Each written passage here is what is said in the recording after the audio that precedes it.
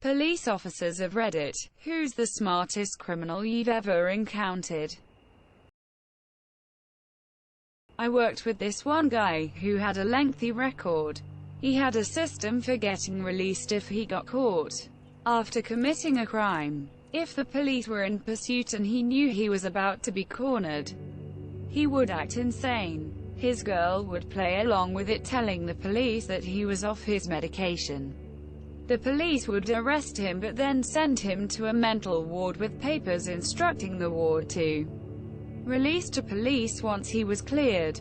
Once he was in the mental ward, he would cause a distraction that would make the person attending the desk with the file cabinet to leave said cabinet. He would then crawl to the file cabinet, look for his release to police papers, and then would literally eat the papers.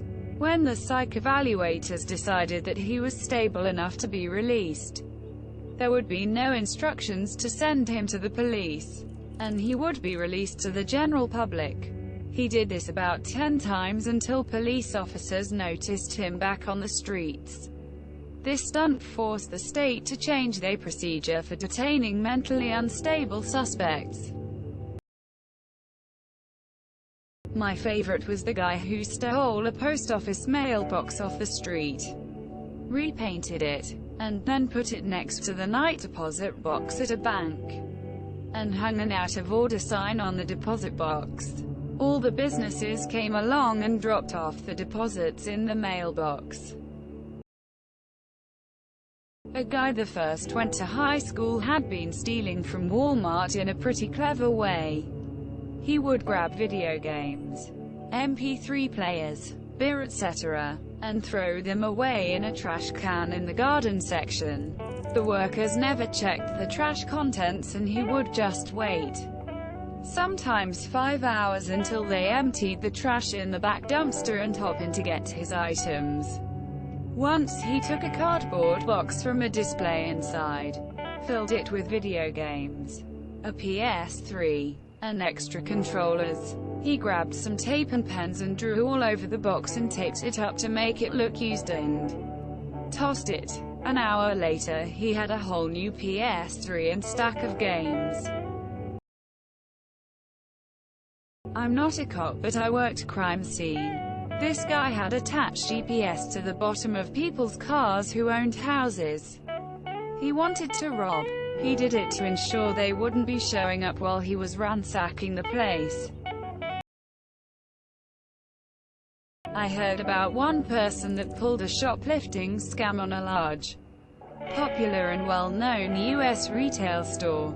They walked in with some cheap nylon product to get one of those "I walked in with this" stickers they used to put on returning merchandise. The sticker easily peeled off the product undamaged. They walked to the electronics department, grabbed an expensive box off the shelf and went to customer service. They placed the sticker on the big box and asked if they could return the item without a receipt.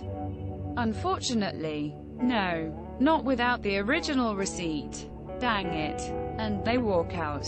Customer service even gave the doorman the thumbs up, having just interacted with the customer.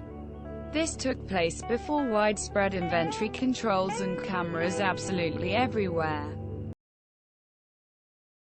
I remember an officer telling me about a B&E alarm he and his team responded to. No one was there to report the alarm. It must have been a security monitoring company that called. When police showed up, everything seemed normal. Most lights were off, and there was an employee still working. Explains he was there working late and must have set off an alarm. They almost believed him until he said, before saying the name of the company he worked for. After that it was downhill, but with a little more research he would have pretty much gotten away with it. There's one guy the first recently dealt with who is on parole. I stopped him in my city after he was looking to buy drugs. Usually people come from all over to buy drugs and then leave. I issue him a warning and let him go, as it's pretty common, and he sang like a bird regarding the people he was trying to buy from.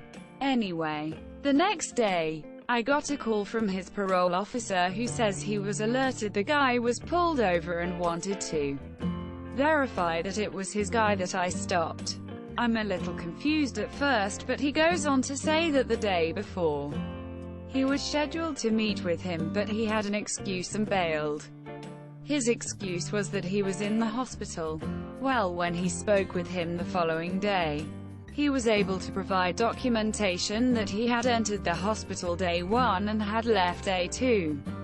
Well, I had stopped him at 115 in the morning, and after looking at the picture, it was 100% him. Turns out the guy had checked in then out of the hospital on day 1, then in and out again on day 2. He then rearranged half the paperwork to make it look like he was in the hospital overnight, which would make my car stop of him appear like I mixed him up with someone else, as well as give him a valid excuse to miss their meeting. Not sure what's gonna happen to that guy, but I thought it was pretty clever. Removed. This was in the late 90s, early 00. A guy in my dorm came to school solely to deal drugs. He took out student loans, registered for a bunch of 300-person freshman survey courses where he would never be missed, then literally never went to class. All he did was go to raves and concerts and keggers and sell party drugs. After the first semester, he was suspended.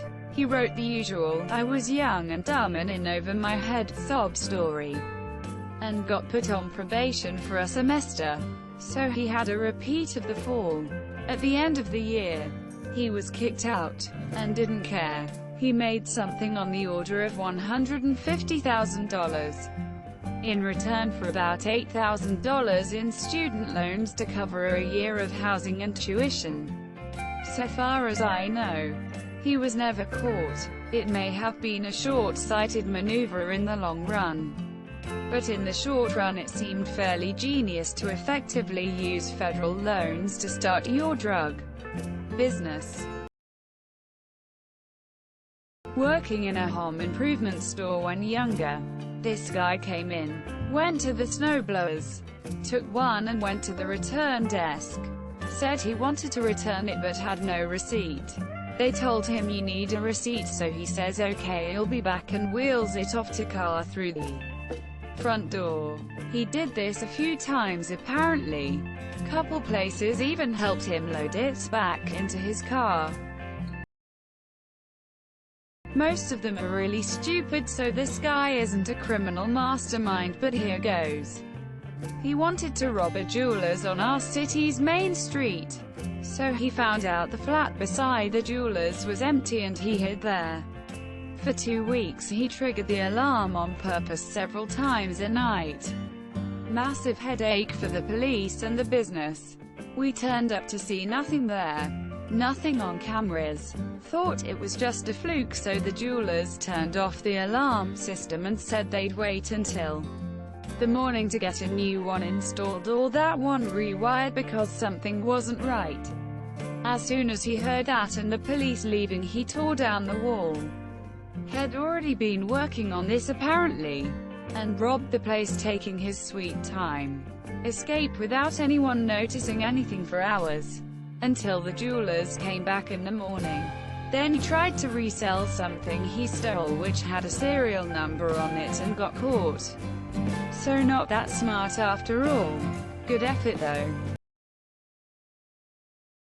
There's a golf course country club in my town that has a PGA tournament scheduled in the next couple years. They have a guy repeatedly breaking in overnight and just lounging around and eating food, all on camera. The club refuses to report it so they don't hurt their chances of the tournament coming.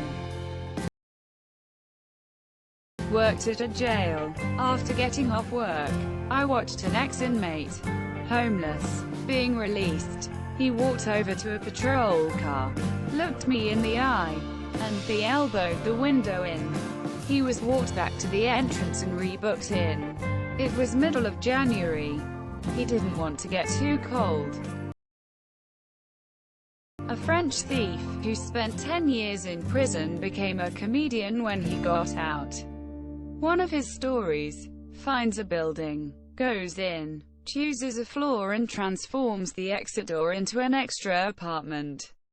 Puts the apartment number, fake lock, welcome rug, etc. Puts an iPhone for sale. The person comes to buy it. He opens the door in a shower robe and says, "Give me 1 second. I'm just gonna count the money," and poof. He's gone from the exit stairs.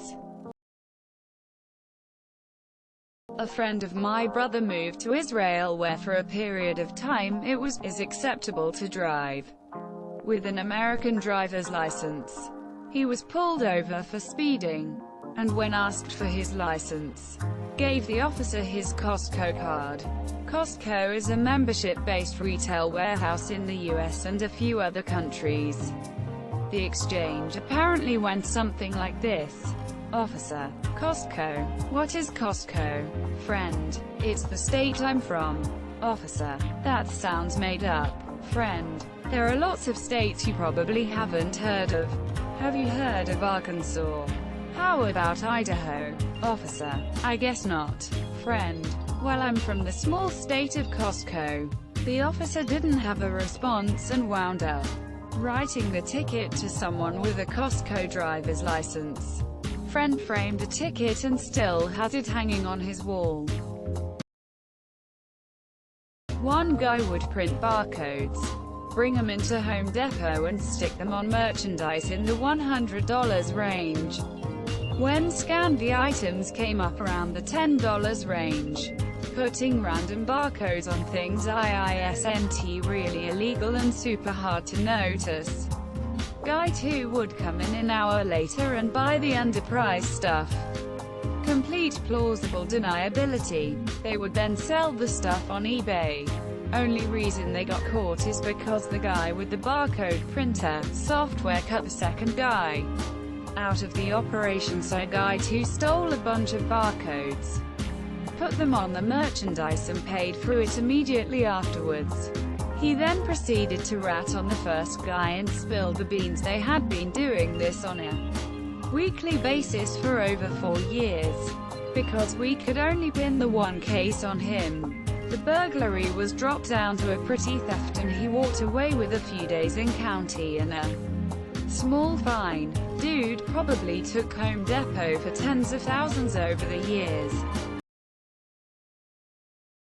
Probably someone who committed a crime I never solved. With that being said, I had a guy use a sledgehammer to smash his way through a wall at a Best Buy and steal a bunch of phones and cameras. He was smart enough to wear gloves and a face mask and not touch anything he didn't have to. Alarms didn't go off until he exited out the back door, which the alarm company gets after a minute or two and takes them like 3/4 of a minute to call into us, giving him a good 5-minute head start, so he was probably a few miles away before we got dispatched to it. He clearly scoped out the area before doing his deed too. Smart dude. Not a police officer, but was in college. My university owned all the houses adjacent to campus. These were ran like dorms, with RAS and the same rules, which included a very strict no-alcohol policy. It was a privilege to live in the houses, and priority was given to upperclassmen who were more likely to bend that rule because they were of age, and it was harder to police off-campus in houses. There was a student who went around knocking on doors saying something like, "I'm in RA," housing director's name. Sent me for health and wellness checks. She'd find their booze, take it, and follow up with how she's doing them a favor by just giving them a warning. She wasn't actually in RA and was just keeping the booze for herself. The only reason she got found out was because she did it to an actual RA. The RA was male. They kept men and women housing separate, and just assumed he didn't know her because of that. It was only later he questioned why they had a female doing wellness checks on male housing. They did an investigation and asked other residents. Incidents dated back previous 2 years. Never found out who it was. Don't forget to share, like and subscribe for more content.